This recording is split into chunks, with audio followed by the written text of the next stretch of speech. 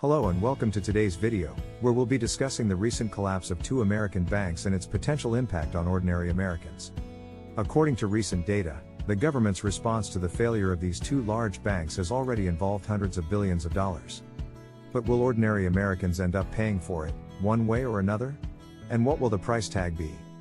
First, let's take a look at how the response is being paid for. Most of the cost of guaranteeing all deposits at both banks will likely be covered by the proceeds the Federal Deposit Insurance Corporation receives from winding down the two banks, either by selling them to other financial institutions or by auctioning off their assets. Any costs beyond that would be paid for out of the FDIC's Deposit Insurance Fund, which is typically used in the event of a bank failure to reimburse depositors for up to $250,000 per account. The fund is maintained with fees paid by participating banks. However, both Silicon Valley and Signature banks had a strikingly high share of deposits above that amount. 94% of Silicon Valley's deposits were uninsured, as were 90% of deposits at Signature. The average figure for large banks is about half that level. If necessary, the insurance fund will be replenished by a special assessment on banks. Though the cost of that assessment could ultimately be borne by bank customers, it's not clear how much money would be involved.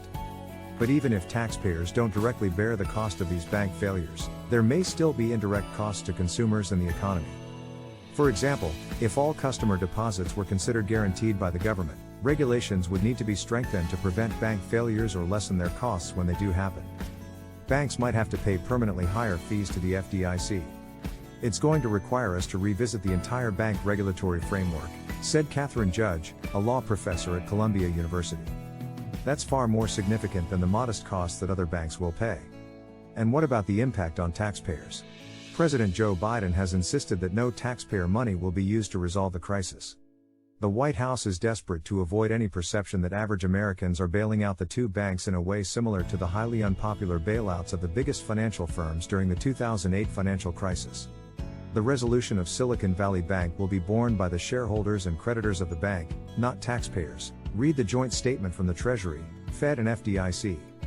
While the Fed's lending program to help banks pay depositors is backed by $25 billion of taxpayer funds that would cover any losses on the loans, the Fed says it's unlike the 2008 bailouts because the lending is expected to be repaid. The collapse of Silicon Valley Bank and Signature Bank is a reminder of the risks and challenges facing the banking industry, especially smaller banks that specialize in niche markets. These banks may be more vulnerable to sudden shocks or changes in the economy, and may have less resources to weather them. The collapse of these two banks may also have wider implications for the tech industry, as Silicon Valley Bank was a major lender to startups and other tech companies. If startups lose access to funding or face tighter lending standards, it could slow down innovation and growth in the tech sector. The episode also highlights the role of regulators and policymakers in preventing and managing financial crises.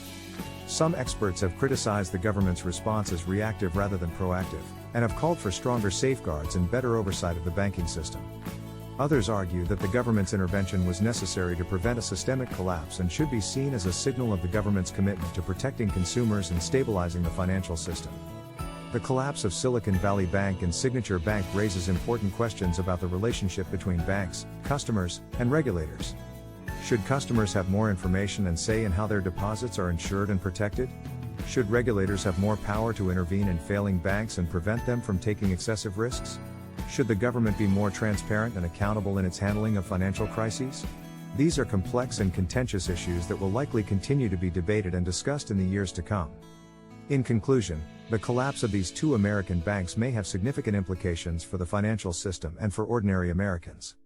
While taxpayers may not bear the direct cost of these bank failures, there may still be indirect costs that affect consumers and the economy as a whole. It remains to be seen what the ultimate impact will be, but we'll be sure to keep you updated as more information becomes available. Thanks for watching.